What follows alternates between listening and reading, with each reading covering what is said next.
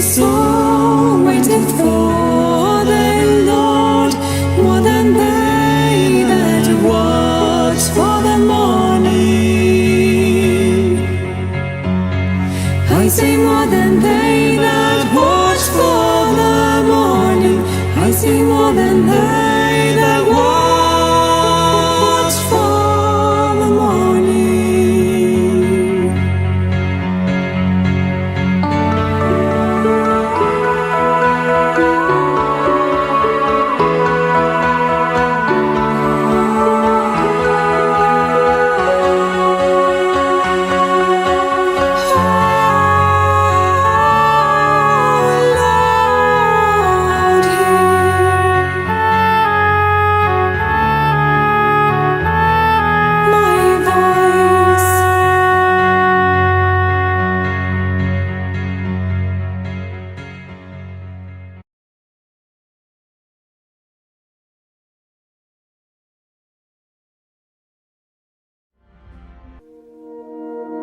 Mount Sinai.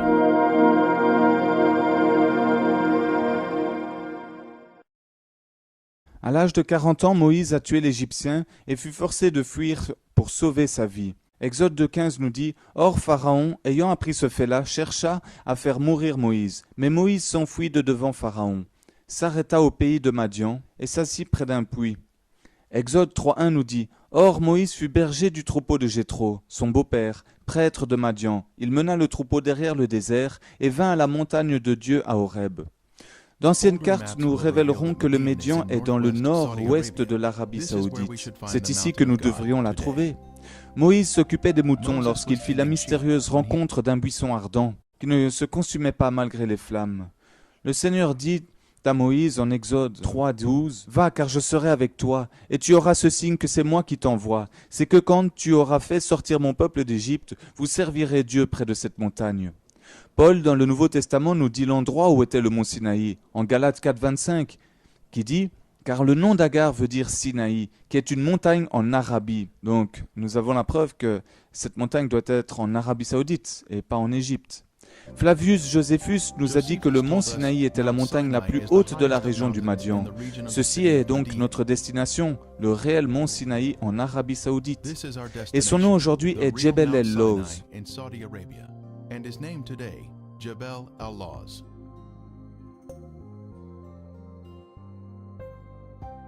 Alors Herschel Shanks, l'éditeur de la Biblical Archaeology Reviews, cita que Jebel el-Lawz est le site le plus probable du mont Sinaï. Depuis la côte saoudienne du golfe d'Aqaba, nous avons d'abord inspecté les restes des piliers qui furent gravés d'inscriptions hébraïques dessus, mais que les Saoudiens enlevèrent, après que Ron Wyatt les montra aux autorités. Aujourd'hui, une plaque de l'enquête côtière de la mer Rouge marque le lieu de la colonne. Notre première destination est Élim, où les enfants d'Israël trouveraient de l'eau à boire. En Exode 15, 27, qui nous dit « Puis ils vinrent à Élim, où il y avait 12 fontaines d'eau et 70 palmiers, et ils campèrent là, près des eaux. » En utilisant Google Earth, nous pouvons zoomer jusqu'au lieu de Élim. Cela ressort du reste, avec tous ces palmiers verts qui sont rassemblés dans le canyon, un wadi. Au sol, nous pouvons voir le puits circulaire toujours en fonction aujourd'hui. Évidemment, il y a plus que 70 palmiers qui s'y trouvent aujourd'hui. Mais extraordinairement, 12 puits sont encore là à Élim.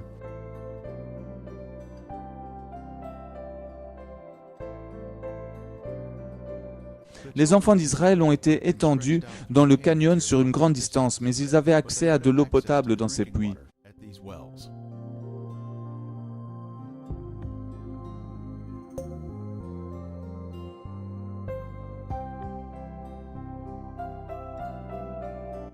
Exode 16.1 nous dit « Et toute l'assemblée des enfants d'Israël, étant partie d'Élim, vint au désert de Sin, qui est entre Élim et Sinaï, le 15e jour du second mois après qu'ils furent sortis du pays d'Égypte. Ensuite les enfants d'Israël voyagèrent au travers du désert de Sin et murmurèrent contre Moïse. Le Seigneur, rempli d'amour pour eux, les a pourvus avec de la manne provenant du ciel tous les jours, sauf lors des sabbats. » Sur une carte détaillée près du Talif al-Bad, ou l'ancienne Médian, nous pouvons voir Magaïr Chouaïb, qui signifie les caves de Jéthro. meaning the caves of Jethro. Ici, nous voyons le nom Jéthro inscrit sur la carte. Les façades de ces caves étaient prises par une civilisation dans un temps plus proche, il y a 2000 ans à peu près. Mais les caves intérieures de ces façades datent du temps de l'Exode, à Jéthro, il y a environ 3500 ans. Exode 17,5 nous dit « Et Yahweh répondit à Moïse, « Passe devant le peuple et prends avec toi des anciens d'Israël. Prends aussi dans ta main la verge avec laquelle tu as frappé le fleuve et viens. » Au nord-ouest de Djebel el-Loz, il y a le rocher d'Horeb que nous allons explorer maintenant. Se tenant debout sur la crête de la colline, la roche singulière mesure entre 12 et 15 mètres de haut et peut être facilement vue à distance.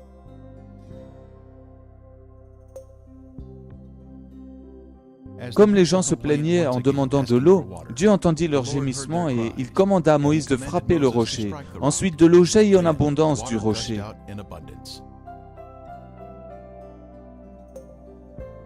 Le rocher fut séparé en deux, de haut en bas par la main de Dieu.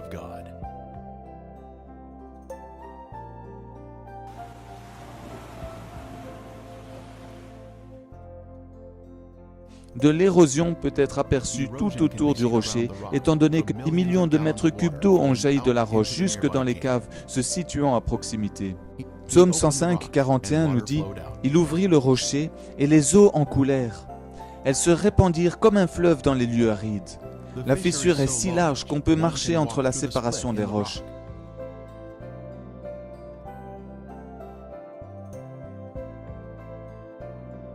Les roches en dessous montrent des signes évidents d'érosion d'eau.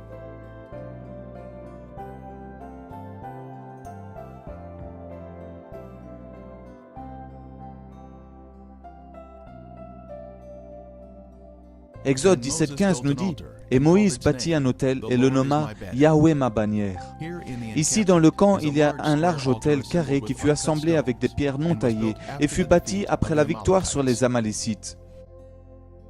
Il y a aussi dans le camp des restes de formations circulaires de pierres utilisées pour la base de leur tente. C'est de la pure preuve de l'occupation prioritaire de ce site.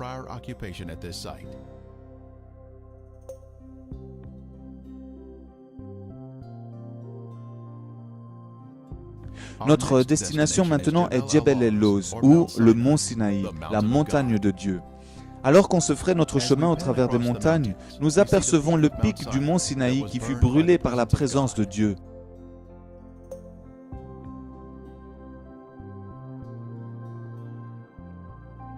La marque noire sur le pic du mont Sinaï montre l'endroit où il était en feu par la présence de Dieu.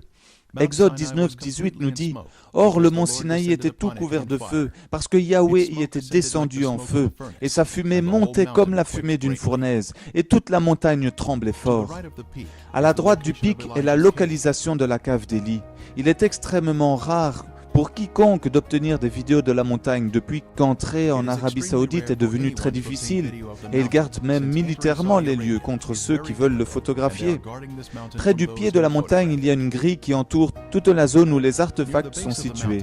Cela aide à authentifier le site.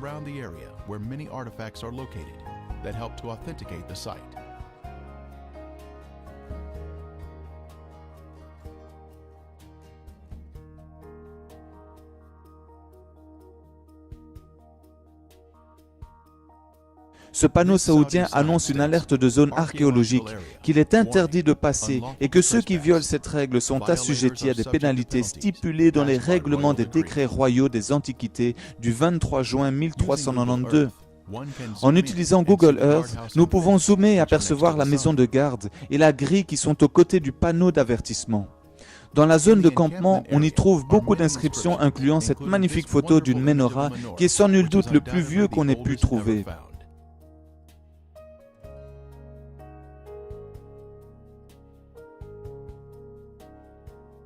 Ce qui fut aussi trouvé dans le campement, c'est cette meulière cassée qui a dû servir à moudre la manne qui était collectée.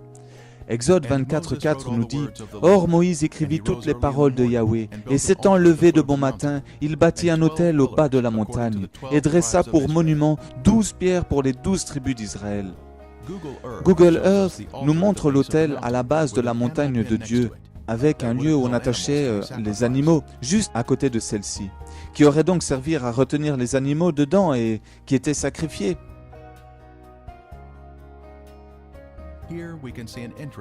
Ici, on peut voir une entrée là où on entachait les animaux. Il y a aussi des restes de piliers. Certains sont blancs alors que d'autres ont plus une apparence de granit et sont vraiment larges en diamètre, comme nous pouvons le voir ici. Some pillars are white in color, while others have more of a granite appearance and are very large in diameter, as we can see here.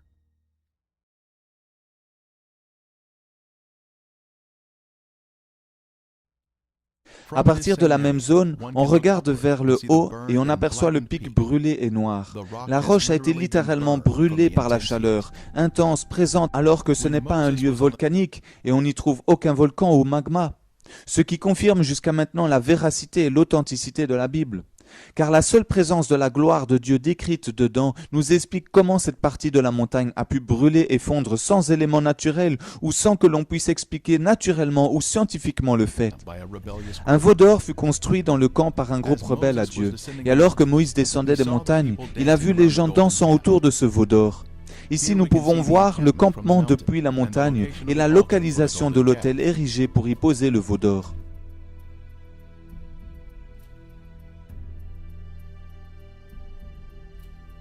En utilisant Google Earth, nous pouvons zoomer sur une large roche qui nous montre les bases de l'autel.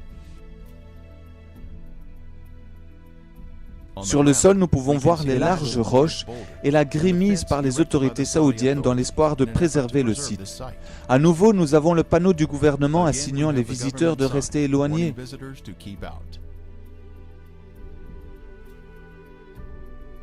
C'est sur le dessus de ces rochers qu'était mis le veau d'or.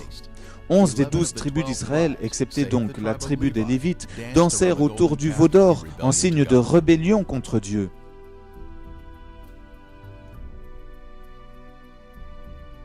Non loin du mont Sinaï, depuis la grille, nous pouvons voir des images merveilleuses sur les rochers. Des styles scripturaires égyptiens du dieu égyptien Hathor ont été placés ici comme des graffitis.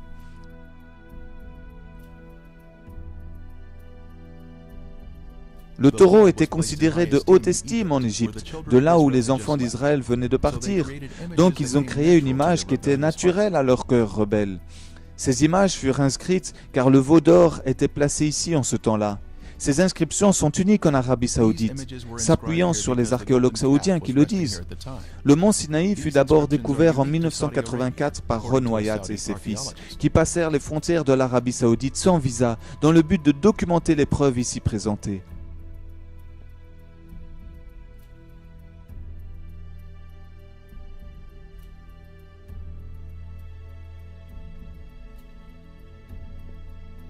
Mount Sinai was first discovered in 1984 by Ron Wyatt and his sons, who walked across the border into Saudi Arabia without a visa in order to Après avoir vu la document the evidence montagne, here. ses fils et lui furent capturés et accusés d'espionnage. Ils ont dû passer 78 jours en prison, attendant leur jugement avant qu'ils ne soient finalement relâchés. Ici, ils étaient interviewés par la chaîne CBS Television. Il y avait donc quelque chose de nouveau à enquêter sur le sujet du mont Sinaï, l'Arche de l'Alliance, qui fut construite à cet endroit précis, à cette montagne, il y a 3500 ans environ.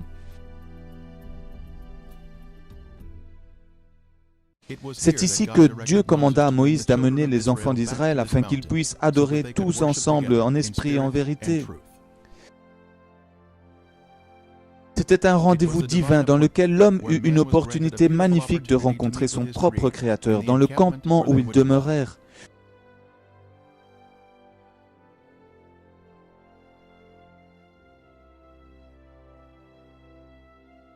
God arranged a loving appointment, sent down from heaven above.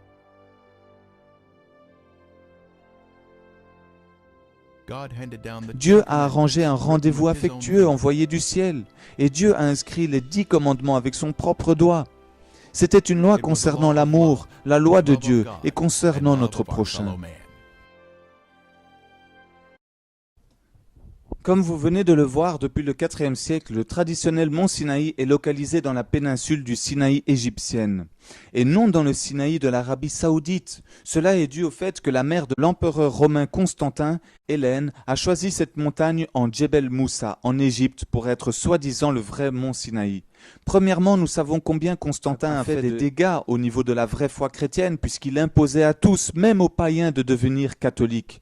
Il a donc permis aux non-croyants d'introduire des rituels païens à l'intérieur des églises catholiques et a posé les fondations d'une église qui allait tuer, torturer, voler et emprisonner les innocents chrétiens désireux d'avoir une relation directe et personnelle avec Dieu et Jésus-Christ, au travers d'hérésies, de croisades, de guerres religieuses, d'inquisitions, de ventes d'indulgences et beaucoup d'autres abominations devant Dieu. Donc le lieu supposé qu'ils ont désigné pour être l'endroit où aurait été le vrai mont Sinaï n'a été fondé que sur un rêve de Constantin et par le choix de sa propre mère. Il n'y a donc aucune évidence archéologique de ce fait. Aucune preuve biblique n'a pu être mise en évidence par eux pour appuyer leur thèse. Et pourtant, tout le monde semble avoir accepté aveuglement un empereur tyrannique et la fantaisie illusoire de sa mère. Pour accréditer la fausse révélation de ceux-ci, ce n'est qu'au VIe siècle, donc 200 ans plus tard, que l'empereur Justinien va ordonner de faire construire le monastère Sainte-Catherine au pied de cette montagne qu'ils ont désigné faussement comme étant le mont Sinaï. Verset biblique à l'appui et découverte matérielle et biblique à l'appui. Le vrai mont Sinaï ne se trouve pas en Égypte dans la péninsule du Sinaï, mais en Arabie Saoudite, comme Galates 4, 25 nous le dit si bien, dans le désert du Sinaï. Il faut savoir que les autorités saoudiennes nous cachent cette découverte depuis plus de 30 ans maintenant, car elles ont eu peur qu'un attroupement de juifs vienne s'attrouper dans ce lieu sacré, pour eux et pour les chrétiens. Et ce lieu est aujourd'hui encore intact. Nous avons les photos et les vidéos pour vous le prouver. Il faut reconnaître que le monde s'est trompé quant au soi-disant traditionnel mont Sinaï, car il n'y a aucune preuve, mis à part ce rêve de Constantin, que c'était bien le vrai lieu. Au travers des recherches de l'équipe de Ron Wyatt et de sa famille, nous avons le privilège de vous faire découvrir toute la vérité sur cette merveilleuse histoire biblique du peuple juif qui reçut les 10 commandements et qui rencontra le vrai Dieu unique, Yahweh des armées. Il voyait la gloire de Dieu sur le haut de cette montagne, et Exode chapitre 18 et 19 vous explique en détail ces merveilleux moments. C'est aussi en ce lieu que fut construite l'arche de l'Alliance et que furent élus les Lévites parmi les 12 tribus d'Israël. Et les 12 tribus d'Israël furent mises en place là aussi. Alors je vous bénis au nom de Jésus-Christ, vous qui regardez cette vidéo, et jugez par vous-même, avec toutes les preuves archéologiques, les preuves bibliques, les photos et les vidéos, si le vrai mont Sinaï est en Égypte ou en Arabie Saoudite. Que Dieu soit loué pour l'éternité, pour ces merveilleuses découvertes. Amen. Maintenant que vous avez tout vu, pensez-vous que nous vous avons montré le vrai mont Sinaï ou pensez-vous encore que le vrai mont Sinaï est celui sorti du rêve de Constantin et choisi par sa mère? Pour rappel, nous avons découvert la montagne de Dieu, le mont Sinaï, avec un sol calciné en Arabie Saoudite, avec un sol calciné, brûlé et fondu, alors qu'il n'y a aucune activité volcanique dans cette région. Nous avons découvert au pied de cette montagne l'autel où avait été placé le veau d'or, décrit en Exode chapitre 32. On y retrouve des dessins du veau d'or dessus et des inscriptions égyptiennes et hébraïques. En plus, Ron Wyatt et ses fils ont aussi trouvé des restes des colonnes et de l'autel décrit en Exode 20, 24 et 24.4 pour les sacrifices et les offrandes. Ils y ont trouvé des meulières cassées pour moudre le grain, ce qui confirme que les Juifs recevaient de Dieu de la manne provenant des cieux, qu'ils moulaient avec ces meulières fabriquées par eux-mêmes. Dans cette région, il n'y a d'ailleurs aucune graine qui germe ou qui pousse, ce qui prouve que le récit biblique quant à la manne céleste que Dieu pourvoyait 6 jours sur 7 au peuple juif est bien vrai. Sur ce même lieu, au pied de la montagne, ils ont constaté qu'il y avait eu de l'eau en abondance provenant de la montagne, alors qu'aucune source d'eau n'existe en ce lieu désertique. De plus, la grotte où le prophète Élie s'était abrité et avait entendu Dieu lui parler a aussi été retrouvée sur cette plaine. On retrouve ce passage en 1 Roi 19, 11 et en Galates 1, verset 17. Ce qui est aussi très surprenant, c'est qu'en plein milieu du camp, il y avait le sanctuaire. Et tout juste à cet endroit, il y a un arbre qui est là, alors qu'à aucun autre endroit, il n'y a un autre arbre. Tout cela nous prouve que l'histoire biblique de l'exode juif, de la montagne de Dieu et du rocher d'Horeb sont vraies et fiables, car nous avons pu voir que le rocher d'Horeb, lui aussi, a été retrouvé. Nous voyons qu'auprès de ce rocher, de l'eau a coulé provoquant l'érosion des roches en dessous de celui-ci. Mais pas uniquement, nous constatons aussi que l'eau a carrément érodé et séparé la roche immense en deux parties très distinctes. Et pour finir, ils ont découvert que l'aire de campement en dessous de cette montagne était suffisamment grande pour accueillir les 2 millions de Juifs en Exode. Et ils ont découvert des inscriptions hébraïques sur des roches avec écrit dessus Mizraïm, qui veut dire Égypte, Salomon et Moïse. Comme quoi, à l'époque de Salomon, les Juifs sont venus inscrire ces inscriptions pour authentifier par le roi Salomon que ce site était bien celui qui était décrit dans la Bible. Je tiens à vous signaler qu'il n'y a pas que Ron Wyatt qui est allé voir tout cela. D'autres personnes sont allées après lui pour confirmer que tout était bien vrai et n'ont pu que constater que c'était le site authentique du Mont Sinaï. Vous pouvez trouver leurs vidéos sur YouTube aussi, vous pouvez faire la recherche. Donc voilà, je vous ai fait un récapitulatif de toutes les preuves matérielles, bibliques et archéologiques qui ont été retrouvées sur place en Arabie Saoudite, en comparaison avec le soi-disant site en Égypte, dans lequel nous n'avons aucune preuve de quelque sorte que ce soit pour prouver que c'était bien le vrai Mont Sinaï. Donc maintenant, j'espère que vous avez été éclairés et bénis au travers de ces merveilleuses découvertes appuyées par les versets bibliques correspondants, et je compte sur vous pour faire propager cette vidéo, pour la partager, pour en parler autour de vous, car nous sommes au temps de la fin et Dieu nous a choisi ce temps pour nous révéler tout cela et mettre à jour toutes ces découvertes que les autorités saoudiennes tentent de nous cacher en militarisant les lieux, en emprisonnant ceux qui s'y aventurent et en mentant au monde entier sur la vérité, sur l'authenticité de la Bible. Bien sûr qu'ils ont intérêt à faire cela pour défendre leur religion, car s'ils en venaient à dire la vérité sur tout cela, l'islam tomberait et n'aurait plus aucune crédibilité, ainsi que toutes les autres croyances en dehors de la Torah et de la Bible, qui relatent toutes ces histoires du peuple juif. Dieu est merveilleux, Dieu est si grand, dans le nom de Jésus-Christ. Qui aurait pu croire que 3500 ans plus tard, Dieu aurait permis qu'on ait une trace matérielle de son passage sur le mont Sinaï et tout autour, et qu'on ait encore autant d'évidences et de preuves de tout cela? Il n'y a que notre Dieu unique, Yahweh, et non pas Allah ou un autre faux Dieu qui ait pu faire cela. Je crois en un seul Dieu, un seul Seigneur, un seul Sauveur, c'est-à-dire Yahweh Yehoshua HaMashiach, c'est-à-dire Yahweh Jésus-Christ. Que toute la gloire et tout l'honneur lui soient rendus pour l'éternité et d'éternité en éternité. Soyez bénis. Et si ce n'est pas encore fait, je vous invite à regarder les autres vidéos qui prouvent que la Bible est vraie, fiable et authentique, et qui commencent par preuve 1, preuve 2, preuve 3 sur ma chaîne YouTube. D'ailleurs, abonnez-vous gratuitement sur ma chaîne YouTube dieu-jésus.com et visitez mon site www.dieu-jésus.com. Si vous voulez nous aider, nous soutenir, nous évangélisons via YouTube, comme vous le voyez, et via Internet, via mon site Internet, mais nous distribuons aussi des flyers avec messages bibliques. Nous faisons des colis alimentaires pour les sans-abri et les familles en difficulté, et nous avons besoin de financement pour ce faire. Mais si vous n'avez pas envie de nous soutenir avec de l'argent, soutenez-nous avec vos prières, je vous en prie. Nous avons tant besoin de vos prières, et même nous avons besoin plus de vos prières que de l'argent. Dieu merci pour tous les cœurs qui seront touchés, exhortés, fortifiés et encouragés par nos prêches et nos enseignements. Rendez-vous devant Dieu au nom de Jésus-Christ. Amen.